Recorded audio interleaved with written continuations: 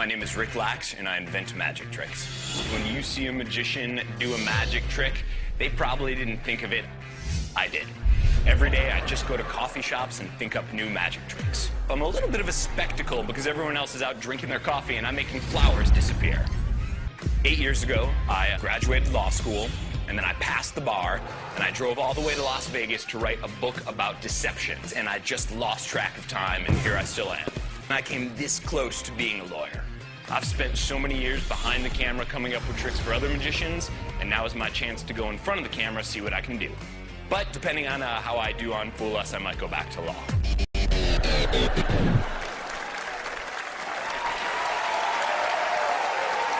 This next gentleman is a Renaissance man. I don't know if that means he paints chapel ceilings like Michelangelo or he's a kick-ass ninja turtle like Raphael. Let's find out as we meet Rick Lax.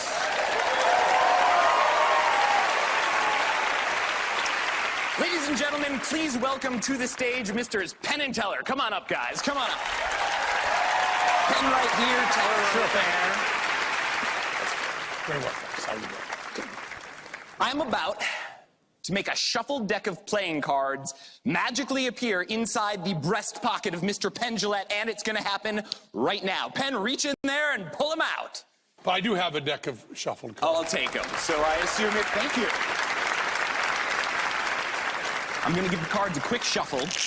And as I do it, let me ask you, before you put the cards in your pocket, did you also shuffle them? Yes, I did. Okay, great. Now, Teller, there's 12 cards in the deck that I'm really good at memorizing. I'm going to go through the cards right now. I'm going to take out those 12, and when I do it, oh boy, is it boring. Could not be more boring. So I figured while this is happening, one of us should entertain the audience by reciting a nice long poem.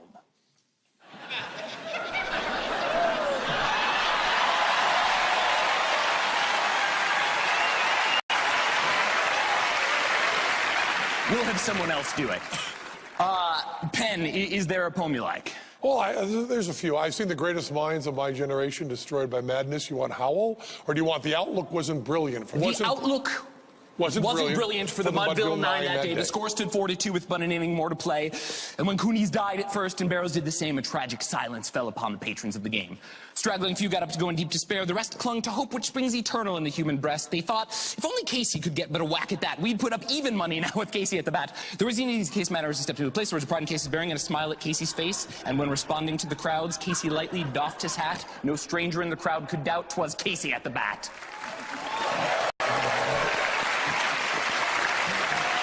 Teller, you can see I took out 6 black cards and 6 red cards. I'm going to ask you to give those cards a wash, Vegas style. Just mix them up.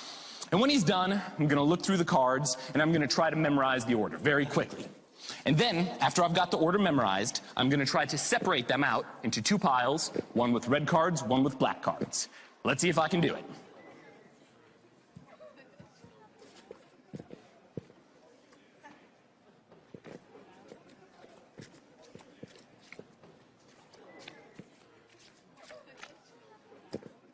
So if I did that right, we should have all the red cards on one side and all the black cards on the other side. Let's see.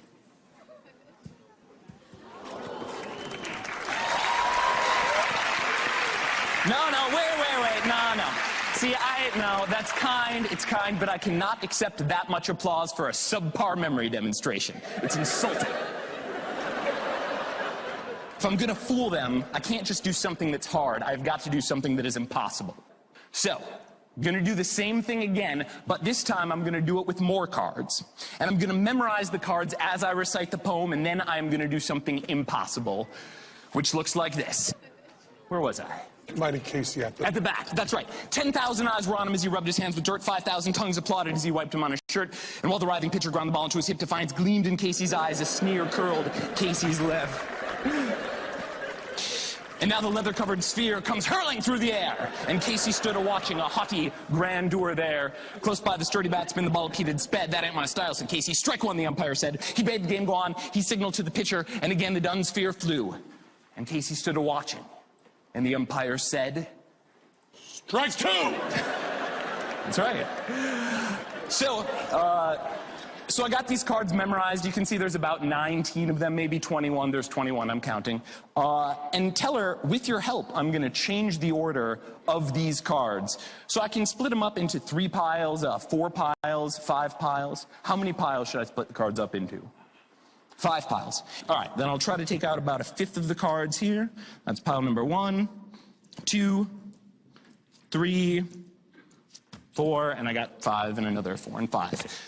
So now I just have to keep track of which pile is which would have been easier if you had picked 3 piles. 5 makes it harder. Now I'm going to reassemble them, whichever order you want. So if you point to a pile, we'll put it in my hand. Okay? Next.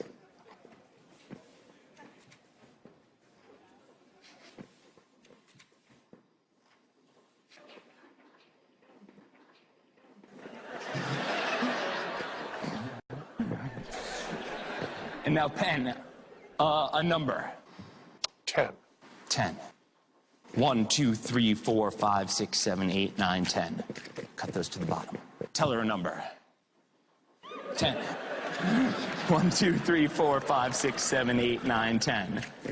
So things are pretty simple from this point on. All I gotta do is remember the order the cards were in, remember how we changed the order, track every single one of the cards, and then split them up into red and black piles as we conclude the poem.